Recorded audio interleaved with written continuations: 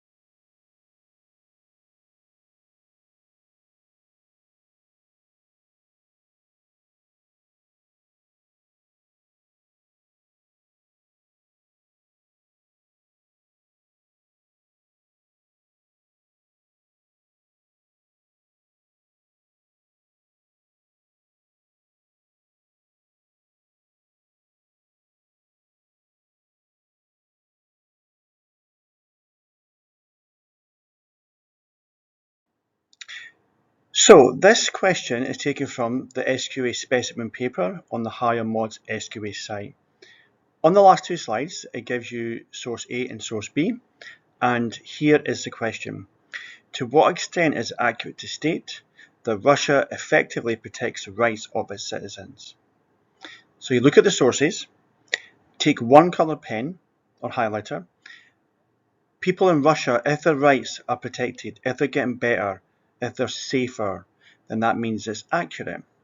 In contrast to that, anything that's negative, choose a different colour, highlighter, that people's rights in Russia are still bad or violent or aggressive by government towards them.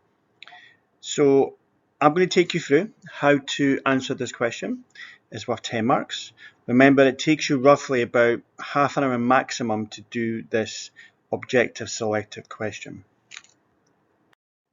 Now, when you answer this question, to make it easier for the marker to mark it, I would use a heading like here, evidence to support the statement, or Russia does protect the rights of its citizens. I would use that as a heading.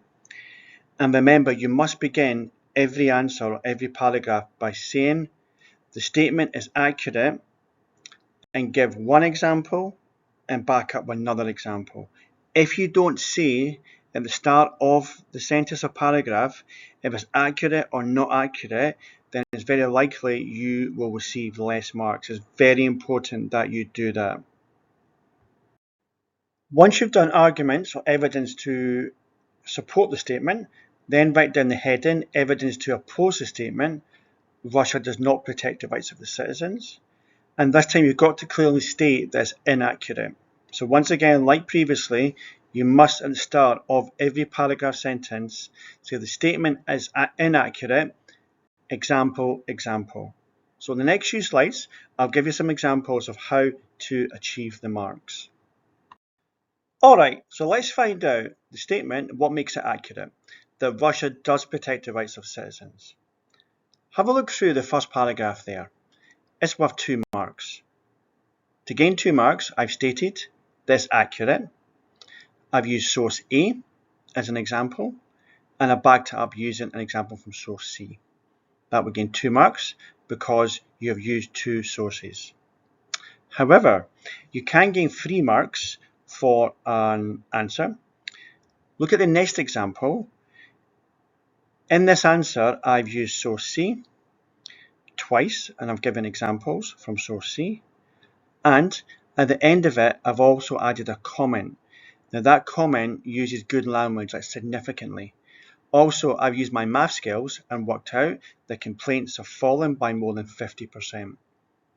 So to get 3 marks, you could say that it's accurate, use 2 source examples, and then add a comment to explain what it shows.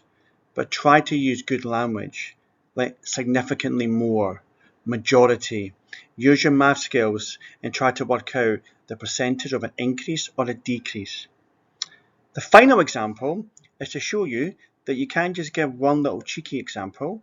So I've given one example about decreases in complaints, and that would also get a mark. So in total, on this slide, evidence to support it, the statement is accurate, this slide would gain 6 marks. So have a look through the sources on the previous slides and try to work out what I did or how I arrived or got these answers. Okay?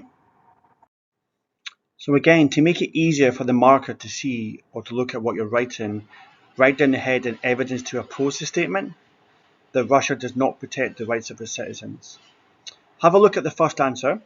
And the first answer, I would give that 3 marks because you have used source A and you've also used source C. These give you negative examples that in Russia there's still a lack of free speech, like you might be prosecuted for protesting. The final bold bit is a comment. So this is explaining what it shows. That would also get a mark as well.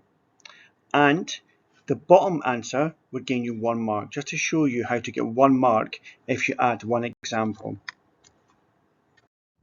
To gain full marks for this question, you must add an overall conclusion on this question. So the statement is accurate or not accurate.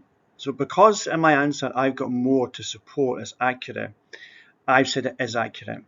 And I've given 2 examples from source A and source C. That would gain 2 marks. So in your overall conclusion, you must give new examples. Don't repeat what you've said before. So in total, this answer would easily gain 10 marks. So this takes you through how to do an objective selective question. I will take you through one more from the exam last year. And then if you want to practice some by yourself using past papers, then please do so, and you can send them to me. Or if you're in school, pop in and see me for revision support.